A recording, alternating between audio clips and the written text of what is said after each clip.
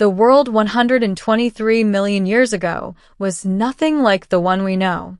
The air was thick with moisture despite the cloudless skies, and massive ferns grew as tall as houses. Rivers twisted through dense conifer forests, but now, in this season, most of those rivers were nothing more than cracked mud and skeletons of fish. The earth was locked in one of its most unforgiving droughts, a drought that would test every creature, including the small, fragile bands of early human ancestors that wandered the land. They were not modern humans yet. Their bodies were shorter, more muscular, and built for endurance in the wild. They had no written language, no metal, and no cities. But they had intelligence, teamwork, and above all, the stubborn will to survive.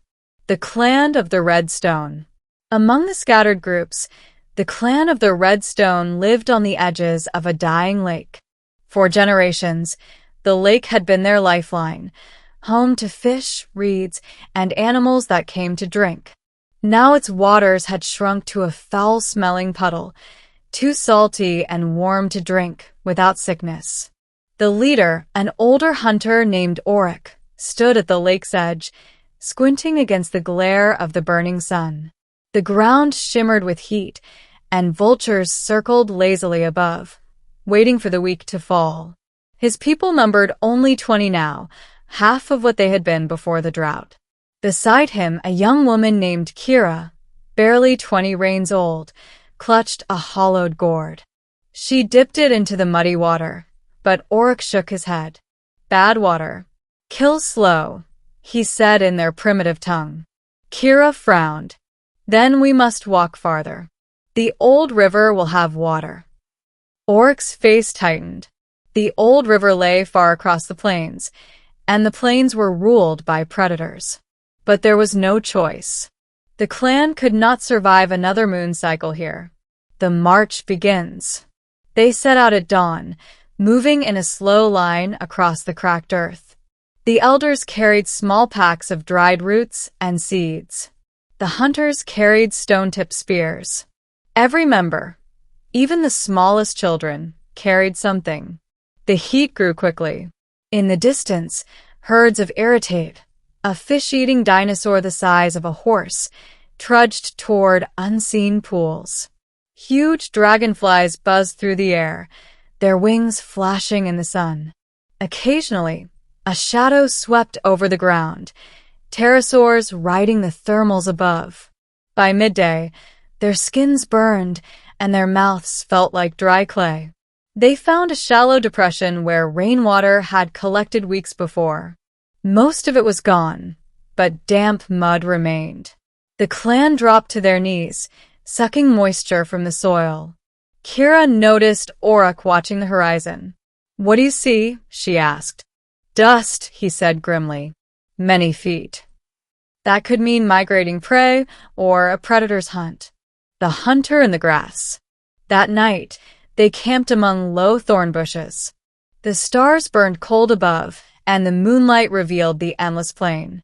In the darkness, a sound broke the stillness, the steady, padded steps of something large. From the tall grass emerged a neovenator, a swift carnivore with a narrow, tooth-filled skull. It had caught their scent. Auric gave the silent signal. The men and older women grabbed their spears, forming a half-circle. The younger ones huddled behind. The predator circled, its eyes glowing in the starlight. But the clan did not break. Auric's spear struck first, glancing off its hide. Kira moved in from the side, driving her spear into the creature's thigh. It roared and thrashed, then fled into the grass. The clan did not cheer. They knew the neovenator might return, and worse, their scent was now in the wind. The old river. On the 5th day, the ground began to change. Cracks in the earth gave way to damp soil, and insects swarmed thicker. They could smell it before they saw it, the faint, life-giving scent of water. The old river was not what it once was, but it still flowed in a wide, shallow ribbon. Herds of plant-eating dinosaurs crowded its banks, iguanodons and hypsilophodons, along with giant turtles and crocodile like Sarcosuchus. The clan approached cautiously. The river was life, but it was also danger. Kira knelt at the edge, filling gourds. Across the water, a Sarcosuchus slid into the current, its eyes fixed on the splashing dinosaurs. Auric ordered the clan to move upriver, away from the predators. They built a small camp on higher ground and began to dig shallow pits near the waterline, allowing cleaner water to seep in without stepping directly into danger. The trial of the dry season. Days turned to weeks. The old river sustained them, but the drought deepened. Even the river's flow began to slow. Hunting grew harder. The prey animals moved in unpredictable migrations, and predators grew bolder. The clan adapted. They wove reed baskets to catch fish. They learned to dig for roots in the dry forest beyond the plains. When the sun was at its highest, they hid in shade to conserve strength. One day, a dust storm swept across the land. The air turned brown, and breathing became agony. The clan wrapped their faces in leaves and huddled together until it passed. When it cleared, Kira saw that the river had dropped again. "If it stops," she whispered to Auric, "we will die." Auric placed a hand on her shoulder. "Then we must follow it always." The Great Migration. The next moon, they began a slow migration along the river's course. They passed through canyons where water trickled from shaded cliffs, through marshlands where giant insects hummed in the air, and finally to a wide valley where the river pooled deep and clear. Here, they found other human clans, strangers, speaking different tongues, their skins painted with ash. At first, there was tension.